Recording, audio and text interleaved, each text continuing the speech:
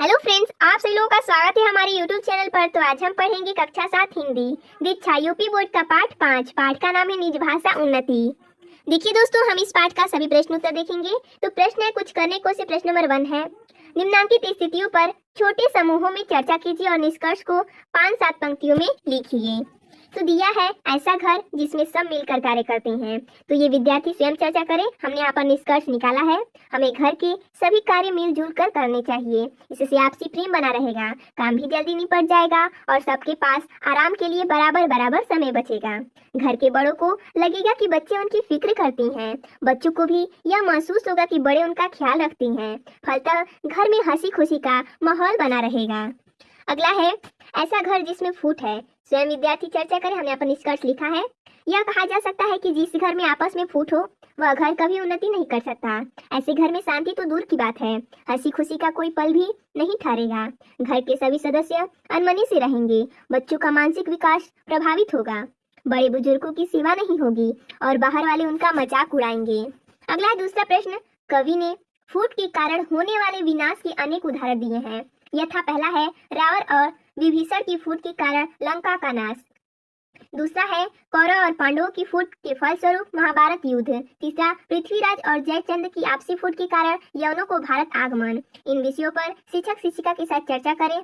फूट के कारण और उनके दुष्परिणामों को संक्षेप में लिखिए। देखिए, हमने यहाँ पर फूट का कारण और इनका हमने लिखा है।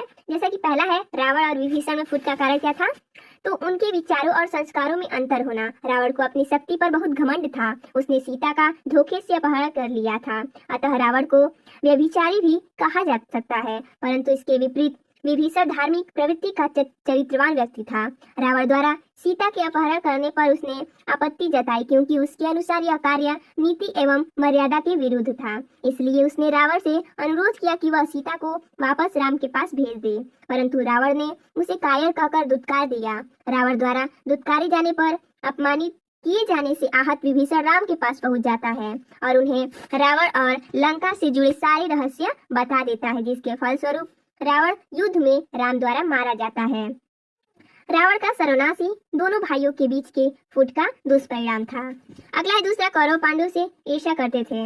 उन्होंने उनके हिस्से का राज्य हड़प लिया, उन्हें तरह तरह की तकलीफें दी, उनका बार बार अपमान किया। कौरवों के अन्याय की हद तब हो गई जब उनके द्वारा परिश्रम से स्थापित किया गया राज्य भी उन्होंने जुए में धोखे से पांडवों को हराकर प्राप्त कर लिया और भरे दरबार में द्रौपदी का अपमान किया। फलस्वरूप पांडवों कौरवों के बीच कुरुक्षेत्र में महाभारत युद्ध लड़ा गया, जिससे दोनों तरफ के अनेकों शूरवीर मारे गए। अंततः दुर्योधन भी मारा गया। उसके सारे सगे संबंधी और भाई पहले ही मारे जा चुके थे। धृतराष्ट्र और गंगाधारी यानी कि गंधारी के अलावा कुरु वंश में कोई भी न बचा। कौरवों का सर्वनाश तो इस युद्ध का दुष्परिणाम था ही, पांडवों के पुत्रों का भी कम उम्र में मारा जाना और विश्व के अनेक शूरवीरों को मारा जाना एक और भयावह परिणाम था। अगला है पृथ्वीराज और जयचंद्र की आपसी फूट का कारण था। जयचंद्र की पृथ्वीराज के बढ़ते स्वैर से ईर्ष्या का होना।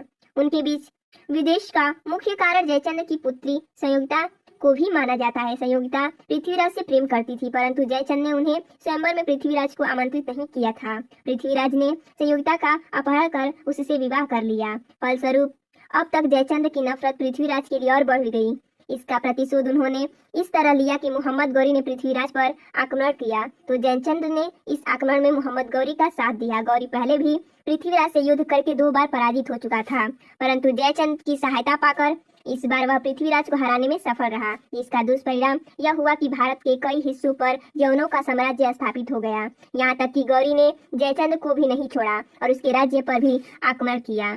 अगला प्रश्न है 3 नंबर, इस कविता के आधार पर आप भी 2 सवाल बनाइए। हमने यहाँ पर बनाया है, पहला, सब प्रकार की उन्नति का आधार क्या है। दूसरा, कवि के अनुसार घर परिवार के सदस्य के साथ हमें किस भाषा में बात करनी चाहिए। अगला प्रश्न है, यदि आपको अपनी बात हिंदी, संस्कृत अथवा अंग्रेजी में से किसी एक भाषा में कहने के लिए कहा जाए तो आप किस भाषा को चुनेंगे। उत्तर, हिंदी भाषा को, क्योंकि हिंदी हमारी राष्ट्रीय भाषा है और मुझे इसका ज्ञान है।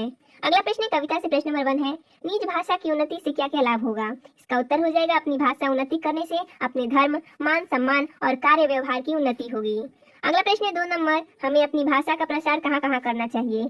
इसका उत्तर हो जाएगा हमें अपनी भाषा का प्रसार सरकारी कामकाज, अदालत आदि में करना चाहिए।